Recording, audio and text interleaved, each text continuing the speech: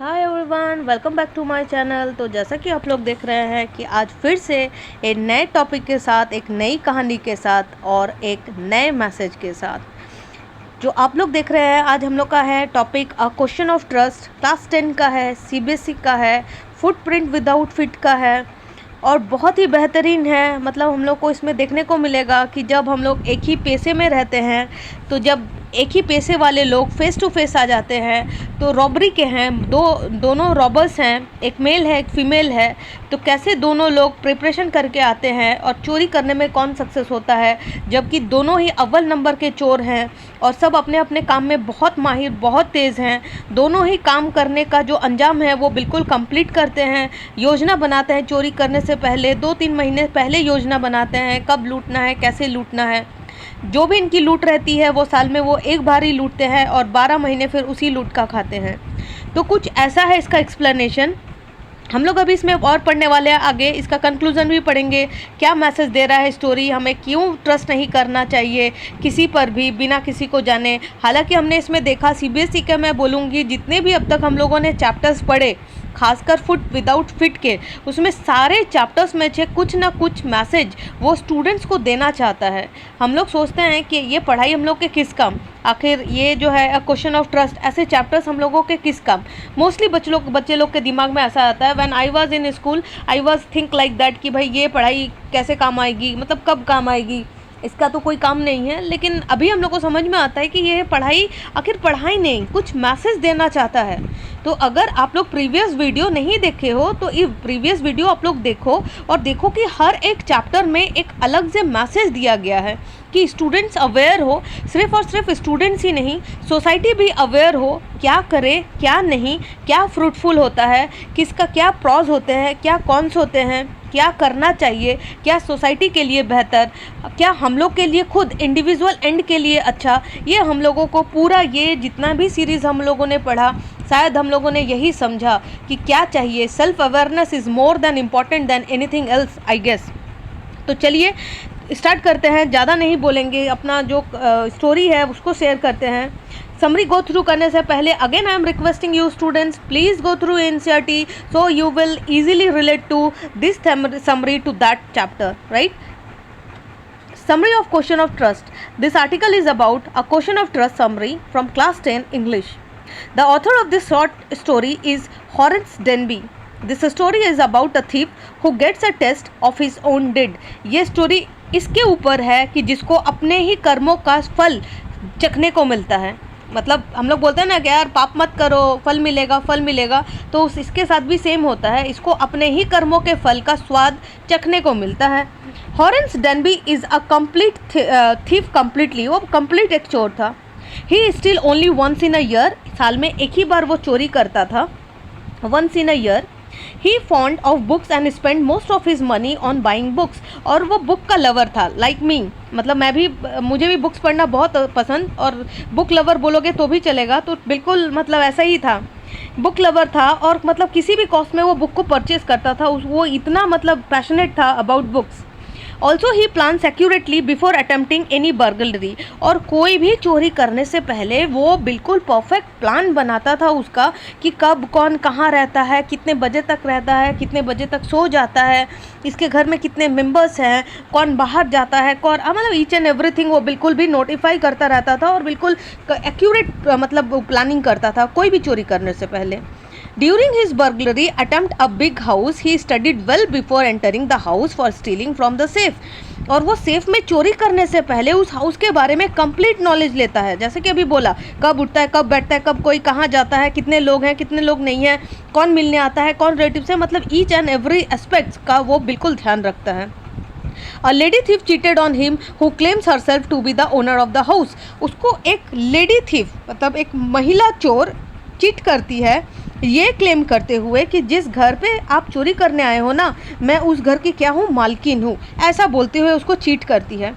Finally Horace end up in a prison only to regret, और जो and है इसका वो दिखाता है कि जो हॉरेंस डेनबी है वो जेल में है, कैदी बना हुआ है और रिग्रेट कर रहा है that a man should not trust anyone particularly from his own profession, कि एक इंसान को कभी ट्रस्ट नहीं करना चाहिए जब जब उसके ही प्रोफेशन का कोई दूसरा इंसान हो। यानी कि जो डेनबी था वो किस प्रोफेशन से था भाई, वो तो चोर था, तो उसको भी किसी ने ऐसे ही लूटा जैसे वो किसी को लूटता है। तो भाई उसने एक चोर को ट्रस्ट किया था, उसको ये मतलब भरोसा हो गया था कि वो जो लेडी है वो कैसी थी, वो उस घर की मालकिन थी, ऐसा उसको भरोसा हो चला था। यानी कि वो लेडी इतनी सक्सेसफुल चोर थी कि वो कामयाब हो चुकी थी डेनबी जैसे फेमस चोर को ये कन्विंस करने में कि that I am the owner of the house.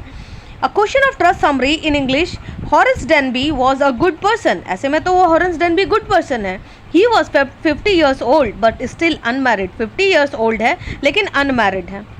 Horace Denby was a locksmith। He was very successful businessman। और वो कैसा है, वो बहुत बढ़िया businessman है। He had 2 assistant to help him। उसके पास 2 assistant है उसको मदद करने के लिए कि भाई हाँ बिजनेस चलाता है, तो भाई 2 assistant उसने रखे हुए हैं। Being good and respectable but he was not totally honest। ये respectable है, अच्छा person है, लेकिन भाई honest नहीं है। He was fond of rare and expensive books। भाई उसको महंगी और मतलब दुर्लभ बुक का बहुत ही मतलब बहुत पैशनेट था वो ऐसे बुक्स का। He purchased them at any cost। और वो उसको किसी भी दाम पे खरीदता था उन बुक्स को, भले उसका कितना भी कॉस्टिंग पड़े उन बुक्स की, लेकिन वो उसको खरीदता ही था। For this he robbed a safe only once in year। और इसके लिए वह साल में एक बार ही चोरी करता था, मतलब एक ही बार में सेंध लगाता था साल में। He purchased this book secretly through an agent। और सारे बुक्स को वो कैसे परचेज करता था, एक एजेंट के थ्रू, वो भी secret agent. Before he making a theft he choked out plan well. और थेफ्ट चोरी करने से पहले वो प्लान को बहुत ब्रिलियंटली मतलब चॉक्ड करता था कि भाई मैं कहीं भी पकड़ा ना जाऊं, मतलब मेरा प्लान इतना ब्यूटीफुली एग्जीक्यूट हो कि मैं कहीं भी पकड़ा ना जाऊं, मुझे कभी प्रिजन ना मिले, मैं कभी कैदी ना बनूं। Grange for 2 weeks he studied even the minute things about that house. और इस बार उसका जो था, this time he had observe the house at Shotover Grange. और इस बार उसने एक हाउस को देखा जो कहाँ पर था, शॉर्ट ओवर ग्रेंज में था। फॉर 2 weeks, 2 weeks के लिए उसने ऑब्जर्व किया। ही स्टडीड इवन मिनट थिंग। सोचो वो मिनट थिंग का भी क्या करता था, ऑब्जर्व करता था कि कौन इंसान कहाँ, कितने लोग हैं, क्या नहीं, मतलब जैसा कि मैंने अर्लियर बोला कि ईच एंड एवरी एस्पेक्ट को वो बहुत ही क्लोजली ऑब्जर्व करता था। The family was now in London. The 2 caretaker servants of the house had gone to the movies. भाई 2 केयर टेकर थे लेकिन वो दोनों कहाँ चले गए हैं, मूवी में चले गए हैं। He jumped out from behind the garden wall and came inside the house. वो क्या करता है, घर के जो पीछे वाला जो वॉल है वहाँ से वो जंप करता है और घर के अंदर पहुँचता है। ही हैड टेकन अ की from the kitchen door hook. क्योंकि उसने सब ऑब्जर्व करके रखा था तो उसको मालूम था क्या कहाँ है, तो वो जैसे ही घर में गया उसने क्या किया, की को लिया कहाँ से, किचन डोर के हुक से। देन ही वोर ग्लव्स। और उसने क्या पहन लिया, ग्लव्स पहन लिया, क्योंकि भाई चोर लोग पहनते हैं ताकि जो उंगलियों के निशान है वो पुलिस को ना मिले। When police are investigating they want any fingerprints there, तो वो लोग अपने वो चालाकी के लिए ऐसा कर लेते हैं, ग्लव्स वगैरह पहन लेते हैं। ही ओपन द डोर, ग्लव्स पहन के, हाँ ग्लव्स पहना है ताकि फुट जो फिंगरप्रिंट है वो डोर पे ना आए। He was very careful enough to leave any fingerprints. और वो बहुत केयरफुल था कि कोई भी मेरा फिंगरप्रिंट किसी भी जगह पे ना रहे।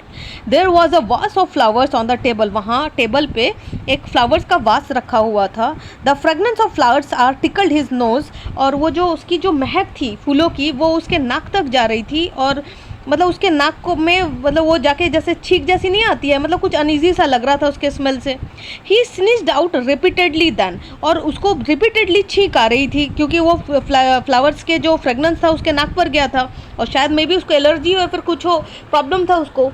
ही heard the voice of a young lady. जब उसको कंटिन्यूसली जब वो छींक रहा था तो उसको एक यंग लेडी की आवाज़ सुनाई देती है। She pretend to be the wife of the owner of that house.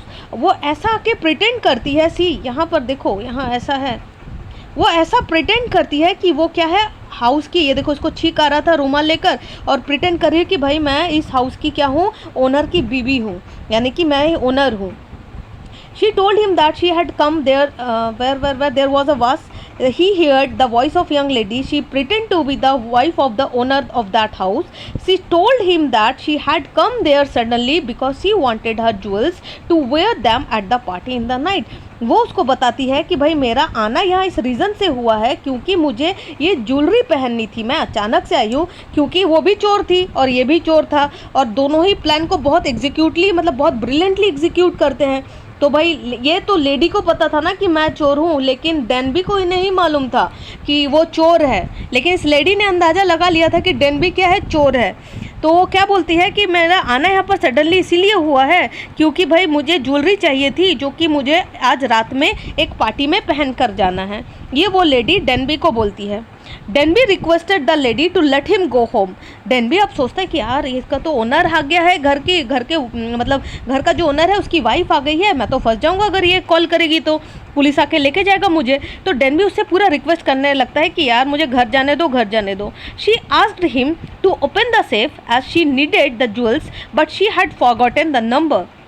अब लेडी क्या करती है, लेडी तो पूरा क्लेवर, पूरा गेम खेलती है लेडी उसको बोलती है ठीक है मैं तुमको जाने दूंगी लेकिन एक कंडीशन पर, तुमको ये सेफ खोलना है क्योंकि मुझे ये ज्वेलरी आज रात किसी पार्टी में पहनकर जाना है।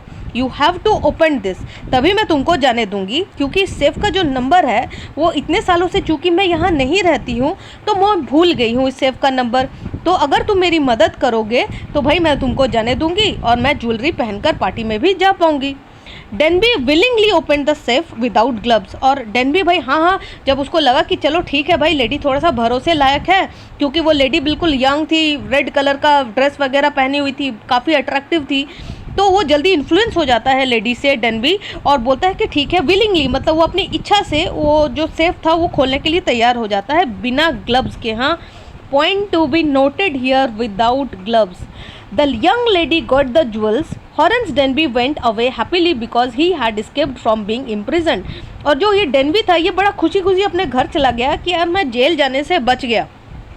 On the third day, a policeman had arrested him for the jewel robbery at Shotover Grange. और तीसरे दिन पुलिस उसको क्या करता है, डेनबी को अरेस्ट करता है। किस बिहाफ में, इस चार्ज में कि उसने रॉबरी करी है, कहाँ पर, शॉट ओवर ग्रेंज में। हाँ भाई उसने तो मतलब उसने तो विलिंगली किया था लेकिन लेडी भी तो चोर थी, वो तो खेल गई उसके साथ। His fingerprints were found at the robbed place और विदाउट ग्लव्स, मैंने बोला था point to be noted, without gloves उसके फिंगरप्रिंट्स वहाँ मिल गए थे उसको। Found at the robbed place, he confess that he had open the safe. वो जो डेनबी था वो कन्फेस कर रहा है कि यस मैंने ओपन किया था उस सेफ को फॉर द यंग वाइफ, लेकिन मैं उसके young wife of the owner of the house, मैंने उस यंग लेडी के लिए खोला था जो कि ओनर थी उस घर की। But in the reality the owners wife was about 60 years old. लेकिन रियलिटी में क्या था कि उसकी जो ओनर्स की जो वाइफ थी ना वो यंग नहीं थी, वो 60 ईयर ओल्ड की एक बुढ़ी थी। She said that the story was not true. No one believed Denby। और उसने बोला कि भाई जब 60 साल की बुढ़िया ओनर की वाइफ है तो आप कैसे बोल रहे हो कि आपसे यंग लेडी जो कि ओनर वाइफ है, भाई कॉन्ट्राडिक्ट हो जा रहा है आपका स्टेटमेंट। तो भाई चलो आप पे कोई भी ट्रस्ट नहीं करेगा क्योंकि जैसे ही आपका स्टेटमेंट कॉन्ट्राडिक्ट होगा कोई भी आपको फिर ट्रस्ट कर नहीं पाएगा, जैसे डेनबी के साथ हुआ। यहाँ पर ये सच बोल रहा था लेकिन उसका स्टेटमेंट उसके ऑब्जर्वेशन के साथ कंट्रास्ट नहीं हो रहा था, यानी कि कॉन्ट्राडिक्ट हो जा रहा था क्योंकि जो ओनर की जो वाइफ का एज था वो 60 इयर्स था और एज अ 60 इयर्स वो मतलब सिटीज़न, ओल्ड सिटीज़नशिप हो जाते हैं। इसने यंग लेडी को देखा था और दोनों के स्टेटमेंट में कोई मैच नहीं था, तो किसी ने बिलीव नहीं किया डेनबी को। Now the police arrested him. भाई जाहिर सी बात है वो उसको अरेस्ट करेगा ही। He was the assistant librarian in the prison. और वो क्या करता है, क्योंकि उसको बुक्स पसंद थे तो वो एज अ असिस्टेंट लाइब्रेरियन काम करता है जेल में। He always thought of the charming young lady, और उसे वो चार्मिंग लेडी हमेशा याद आती है। Was in the same profession as he was, जिस प्रोफेशन में वो था उसी प्रोफेशन में उसको बार बार याद आता है यार मेरे ही प्रोफेशन में थी। Now he didn't believe in the thought of honour among thieves. और वो कभी इस चीज़ पर भरोसा नहीं कर पाएगा अपने में ही, क्योंकि वो भी चोर थी और ये भी चोर था। तो भाई मैसेज क्या है स्टोरी का, भाई मैसेज भी देख लेते हैं। कंक्लूजन क्या है, conclusion of a question of trust, the message of this story is that we shouldn't trust anyone without discovering out about that person. भाई हमें कभी भी किसी को ट्रस्ट नहीं करना चाहिए। We shouldn't trust anyone without discovering, बिना किसी को जाने, अबाउट दैट पर्सन, उस पर्सन को बिना जाने आप किसी पर ट्रस्ट मत करो। तो भाई इसका थीम क्या है। अब क्वेश्चन ये भी आता है कि what is the theme of that story. तो एक बार थीम को भी देख लेते हैं। Theme of the story. तो मैं यहाँ कुछ पॉइंट्स में इस थीम को बताना चाहूँगी। स्टूडेंट्स इसको जॉटेड डाउन कर लेंगे और स्टेटमेंट में लिख सकते हैं इन पॉइंट्स को कि भाई स्टोरी का थीम क्या था। तो स्टोरी का थीम है कि जो स्टोरी है वो बेस्ड किस पर है, रॉबरी कमिटेड। भाई रॉबरी कमिटेड, क्योंकि एक रॉबरी होनी थी जो कि हुई भी, रॉबरी कमिटेड।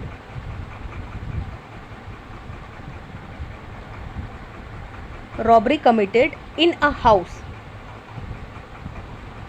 भाई घर पे हुई थी, और घर कहाँ था, in a house at Shotover Grange. ये घर यहाँ था। नेक्स्ट इस पर क्या पॉइंट आएगा, इस पर नेक्स्ट पॉइंट आएगा टू प्रोफेशनल थीव्स। टू, क्योंकि दोनों ही प्रोफेशनल थे, दोनों ही साल में एक बार चोरी करते थे और बहुत उम्दा तरीके से चोरी करते थे। Professional thieves.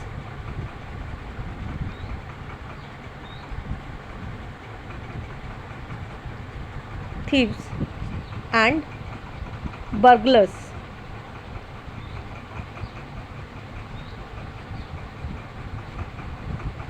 Come face to face.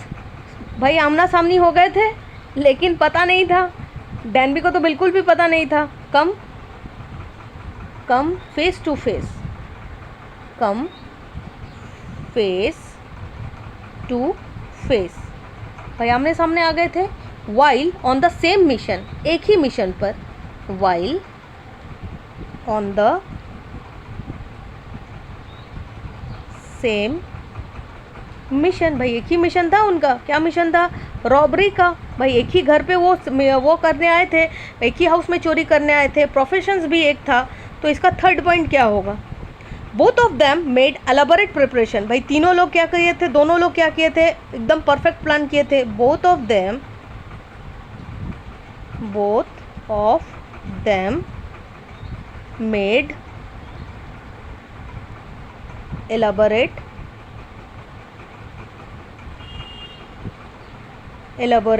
Preparation.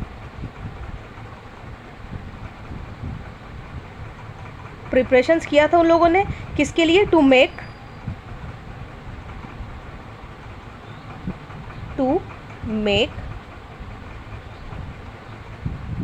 The left a complete success. Theft होना चाहिए यहाँ, चोरी को, TH theft a complete success. अपनी चोरी को सक्सेस में बदलना चाहते थे दोनों ही, लेकिन यहाँ हाथ लगा सक्सेस उस लेडी चोर का, और जो डेनबी था उसके हाथ लगा जेल के दरवाजे, सलाखों के पीछे, जो हमेशा उसे रिग्रेट होता रहा जेल में बैठे बैठे भी कि उसने ट्रस्ट क्यों किया, जबकि वो जानता था कि उस प्रोफेशन में कोई ट्रस्ट करने के लायक ही नहीं है। वाकई तो चोरी करने के प्रोफेशन पे आप किसी को कैसे ट्रस्ट करते हो, ये तो ट्रस्ट करने के लायक ही नहीं। मतलब दोनों ही एक दूसरे को पता नहीं कैसे। भाई लेडी क्योंकि इन्फ्लुएंस करने लायक थी ना, अट्रैक्टिव थी।